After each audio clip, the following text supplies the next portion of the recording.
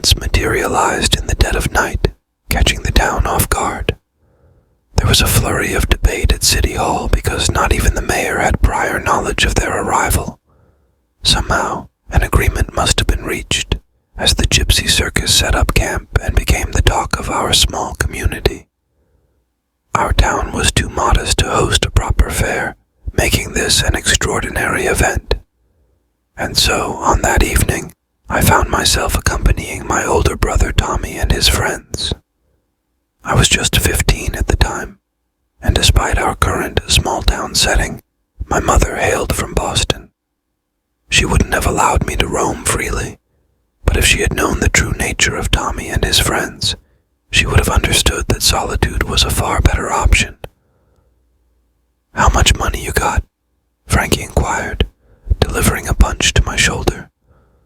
Among the trio of older boys, he was the one I despised the most. His routine of hitting, kicking, and mocking me was endured with laughter from my own brother. He was twice my size. I was a runt back then, but I yearned for the day when I could stand up to him, and to all of them. I handed over the $20 Mom had given me, withholding the additional $5 tucked in my hat bill. If nothing else, I intended to enjoy a sneaky candy apple later. At my house, we didn't have such indulgences, courtesy of Dad, a dentist. They abandoned me upon entering the Midway. I had never been to a circus before. There weren't many rides, but enormous tents loomed in every direction. Barkers beckoned us to witness the magnificent creatures of the wild or the horrifying freaks of nature. I chuckled at the latter. After all, I had arrived with the so-called freaks of nature. Still, my curiosity led me to the lion exhibit. Lions looked majestic on television, and I reluctantly parted with $2 to enter. The tent exuded a mixture of sawdust, sweat, and dung, but inside I encountered the most extraordinary creatures I had ever seen. Plucking a peanut from the ground, I fed it to an elephant, then settled on a bench in anticipation of the show. The lions were the highlight. I knew they were sizable, but their sheer enormity surprised me. I held my breath as the lion tamer thrust his head into one creature's mouth. Its incisors appeared as long as my fingers, while the carnassials, the back teeth I learned about from my dad's book, functioned like scissors to cut and tear meat. There was no way I would have the courage to stick my head in there. After the show, I contemplated spending another $2 to watch it again, but the allure of the candy apple won. As I made my way to the food trailers, a girl called out to me, "Read your fortune for $1." Her appearance stole my breath away. Her face lingered in my dreams for the rest of my life. I wish she could have foreseen her own fortune that night. She didn't deserve what awaited her. I stared at her, captivated. Her eyes were of 2 different colors, and I wondered if she wore contact lenses for the effect, to appear more striking. One eye was icy blue, and the other brown, like mine. The contrast was striking, accentuated by her beauty. Long black hair, full lips, dressed like a genie from a TV show, with her smooth, tan belly exposed. Hormones outweighed hunger, and I allowed her to lead me into her tent. She examined my palm, offering vague predictions. Then, with a prolonged gaze, she uttered, "You need to stand up for yourself. Do not let others control your fate." I often wondered about that later, whether she genuinely foresaw it. It turned out to be valuable advice. I wish I had heeded it. She escorted me out after my reading, her hand nestled in my arm. "Well, what do we have here?" Frankie bellowed. "The little monkey has a girlfriend." Her grip tightened on my arm and she smiled. "I'm taking a break." Frankie seized her arm as she attempted to pass, with Tommy and his friend James blocking her way.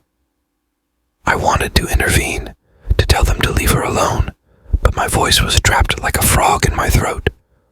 "Hold on," Frankie declared. "I've got $1. I want my fortune told. In fact," he leered at her, "what will a 10 get me?" my horror, he clasped her waist and drew her closer. She fought free and uttered something in a foreign tongue, then spat on his shoe. Frankie retaliated with a backhand before dragging her into the tent. I turned to flee and James tripped me. I sprawled into the dust, my mouth filling with blood. James hoisted me up, and I heard a click as he opened the switchblade he always carried. He pressed it against my back. "One move, and I'll slice your spinal cord," he threatened. "Snitches end up in ditches." It only lasted a few minutes, but it felt like an eternity. They brutalized that girl. I heard her initial struggles, then nothing. The silence terrified me. I wept, blood and snot choking me, while people strolled by, oblivious to the unfolding horror. The newspaper reported her father finding her, naked and battered in that tent. It took 2 days before she could provide the police with a description. I felt relief when the police arrived at our house. "Don't say a word," Tommy hissed, "or I swear on my life I'll end you." I wish I could say I spoke up, told the police everything, but I didn't. I thought her description and the DNA would be sufficient. However, I underestimated small-town politics. Frankie, Tommy, and James concocted a story, portraying the girl as a prostitute, soliciting them for money. They claimed she grew enraged when they lacked sufficient funds, and threatened to cry rape if they didn't bring her money. They alleged another gypsy had beaten her to make the story seem authentic. The judge closed his briefcase and they were set free. We stepped outside together. I had never felt so sick, so ashamed. Tommy and his friends stood beside me, adorned in fresh suits and ties, resembling altar boys.